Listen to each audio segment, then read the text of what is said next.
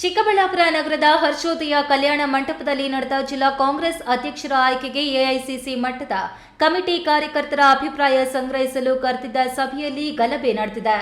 ಮಾಜಿ ಸಚಿವ ಎಂಸಿ ಸುಧಾಕರ್ ಮತ್ತು ಶಿಡ್ಲಘಟ್ಟ ಮುಖಂಡ ರಾಜೀವ್ ಗೌಡ ಬೆಂಬಲಿಗರ ಮಧ್ಯೆ ಹೊಡೆದಾಟ ಬಡಿದಾಟ ನಡೆದಿದೆ.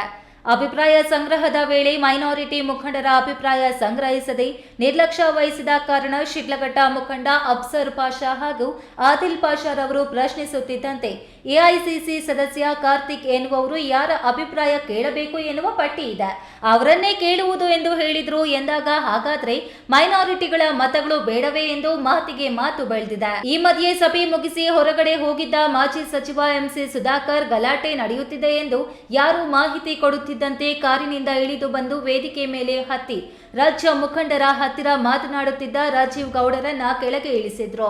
ರಾಜೀವ್ ಗೌಡರ ಬೆಂಬಲಿಗರನ್ನ ಬೇಕೆಂದು ನಿರ್ಲಕ್ಷ್ಯ ಮಾಡುತ್ತಿದ್ದೀರಿ ಎಂದು ಸುಧಾಕರ್ರನ್ನ ಪ್ರಶ್ನೆ ಮಾಡುತ್ತಿದ್ದಂತೆ ಸುಧಾಕರ್ ಕಾರು ಚಾಲಕ ಶಿಡ್ಲಘಟ್ಟ ಯೂತ್ ಕಾಂಗ್ರೆಸ್ ಉಪಾಧ್ಯಕ್ಷನನ್ನ ಹಿಗ್ಗ ಮುಖ ಥಳಿಸಿದ ಎನ್ನಲಾಗಿದ್ದು, ಅದೇ ವೇಳೆ ಅಲ್ಲಿಗೆ ಬಂದ ಮಂಚೇನಹಳ್ಳಿ ಪಿಎನ್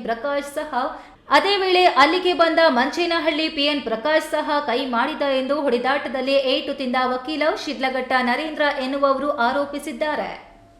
ಸರ್ ಸೋಮು ಅಂತ ಮತ್ತೆ ಚೇತನ್ ಇವರಿಬ್ಬರು ಮೇಲೆ ಬೀಳ್ಬೇಕಾದ್ರೆ ಈ ಸರ್ ಉದ್ದೇಶ ಯಾವಾಗ ನನ್ನ ನೋಡಕ್ ಬಂದ ಯಾರು ಸಚಿವರಾದಂತ ಎಂಸಿ ಸುಧಾಕರ್ ಅವರು ಮೇಲೆ ಬಂದ್ರು, ಅವ್ರ ಮೇಲೆ ಉರುಮ್ಕೊಂಡು ಬಂದಾರೆ ಸರ್. ನಮ್ಮ ಮೇಲೆ ಬಿದ್ದು ಬಂದಾಗ ಆ ಸಂದರ್ಭದಲ್ಲಿ ಅವ್ರ ಅನುಯಾಯಿಗಳು ಸೇರ್ ಮಾಡಿದಂತ ನನ್ನ ಮೇಲೆ ಅಷ್ಟರೊಳಗೆ ನಮ್ಮ ಕಡೆಯವರು ಇದ್ರು, ಅವರು ಬಂದು ಎಲ್ಲ ರಕ್ಷಣೆ ಮಾಡೋದು ಅಷ್ಟರಲ್ಲಿ ಸರ್. ಇದ್ರ ನೇರವಾಗಿ ಪ್ರತ್ಯಕ್ಷವಾಗಿ ಇದ್ದಂಥವ್ರು ಪೊಲೀಸರು ಸರ್. ಪೊಲೀಸರು ನೇರವಾಗಿ ಕಣ್ಣಿನ ಮುಂದೆ ನೇರವಾಗಿ ನೋಡುದು ಸರ್. ಇದು ಪಕ್ಷದ ವಿಚಾರ.